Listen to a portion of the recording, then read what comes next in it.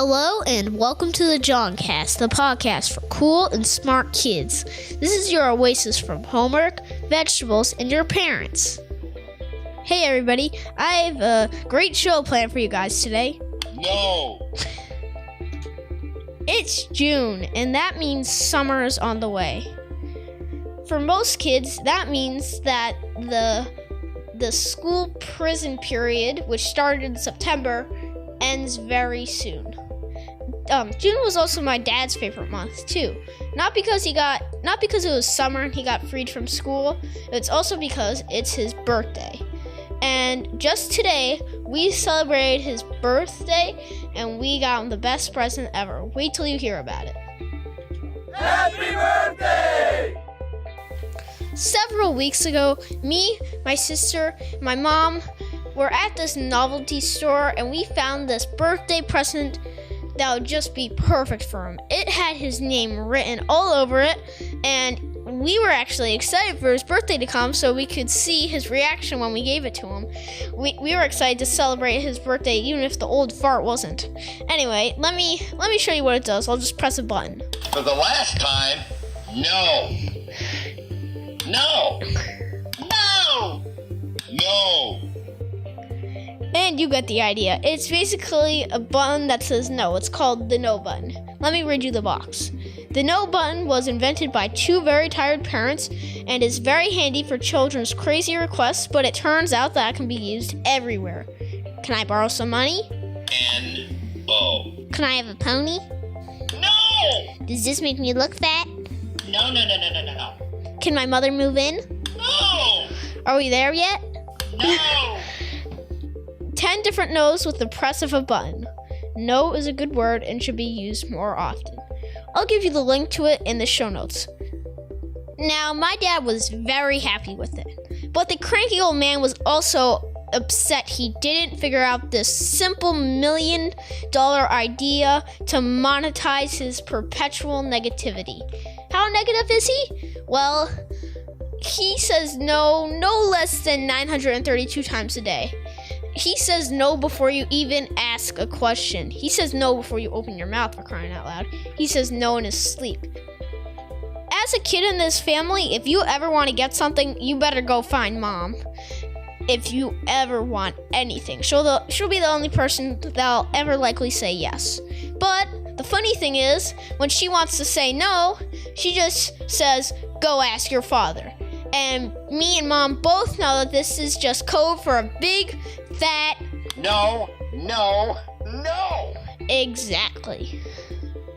In honor of his birthday weekend, I've decided to have the Jurassic fossil known as my dad on the show today so I can interview him. Now, he may not be a cool and smart kid, he is still very much a juvenile delinquent. With all his constant teasing, his nasty pranks, and of course, his potty humor. Speaking of potty humor, I learned this great new word that everybody should add to their cool and smart lexicon. The word is crapulence. That's right, C-R-A-P-U-L-E-N-C-E. Crapulence. This is a bona fide word that you can use because it's in the Merriam-Webster dictionary, and the definition is the discomfort you get from eating way too much. For example, say you ate a whole bag of Doritos, 7 s'mores, and a couple of Snickers bars when nobody's looking, and your stomach starts to hurt. You are definitely suffering crapulence.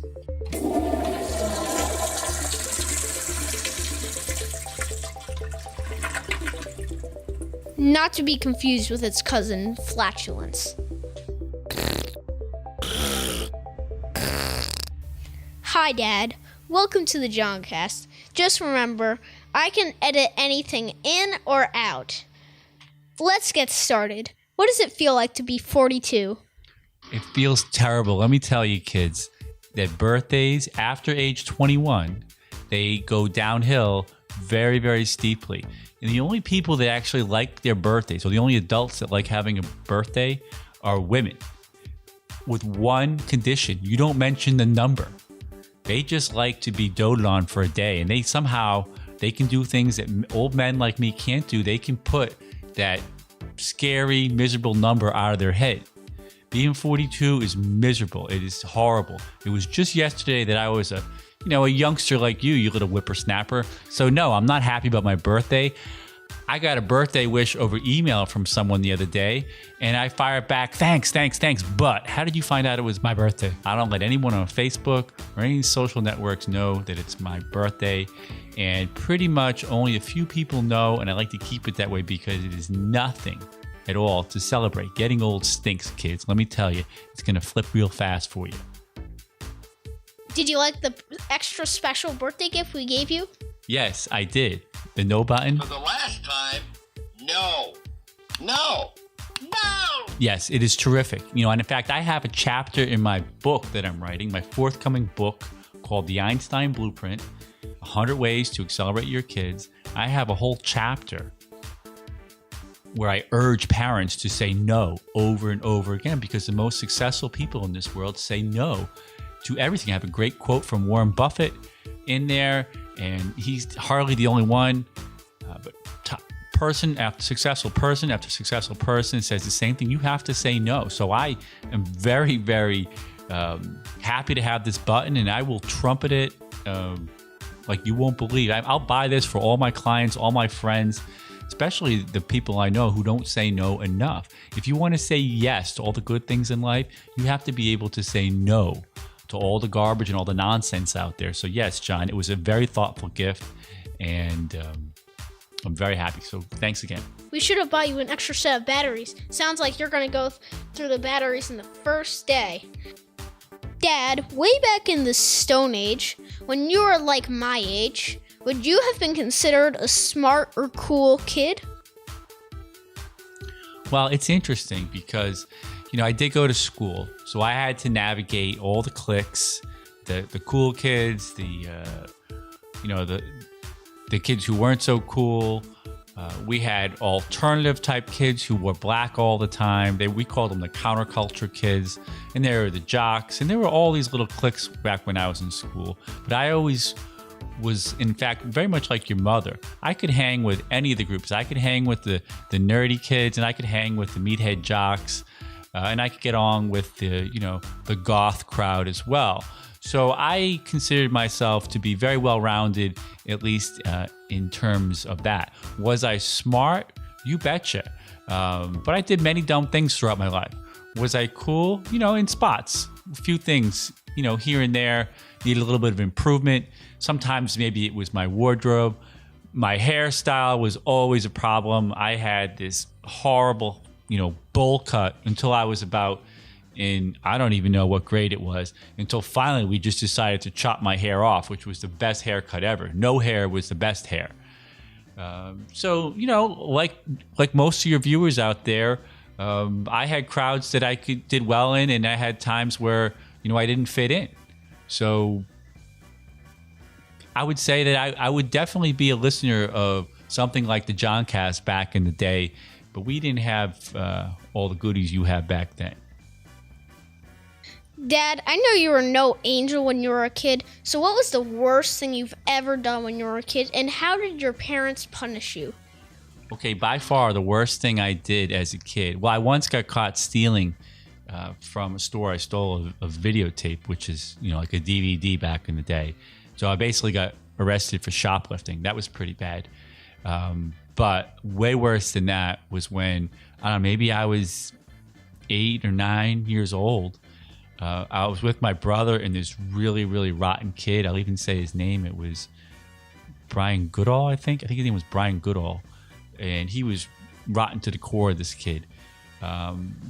We were with this kid and we had matches. And we went under someone else's pool. They had an above ground pool and they had a wooden deck. And we were under the wooden deck playing with matches. We were lighting fires. And apparently... the people who lived there saw us. I don't know how you can light a fire and expect no one to see you.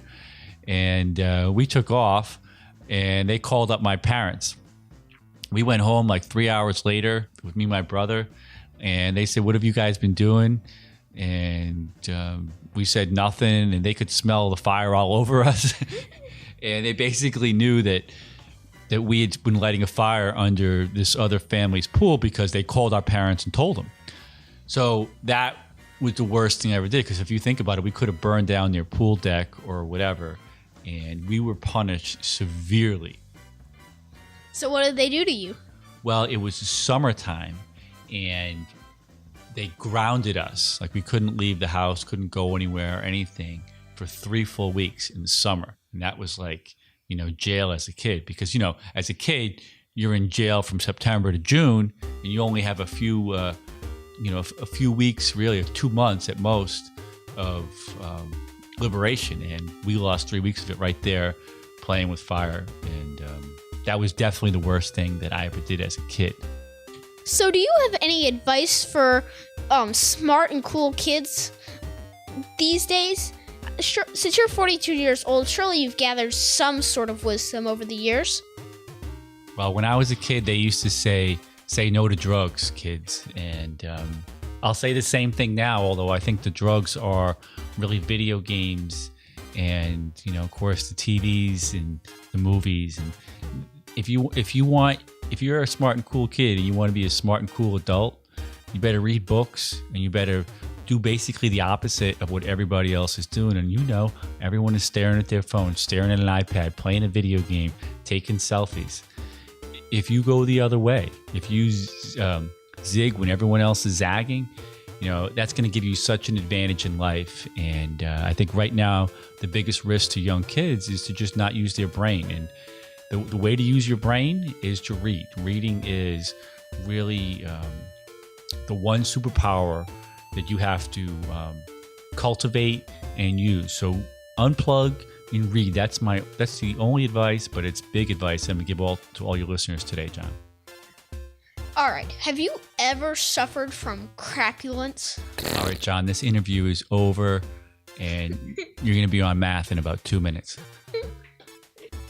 All right. Thank you, Dad. See what I mean about him being a cranky old man? Well, that's all we have time for this week. Remember, the green Fruit Loop counts as both a fruit and a vegetable. If you enjoyed the Johncast, please rate, review, and subscribe on iTunes. And I will see you next Monday.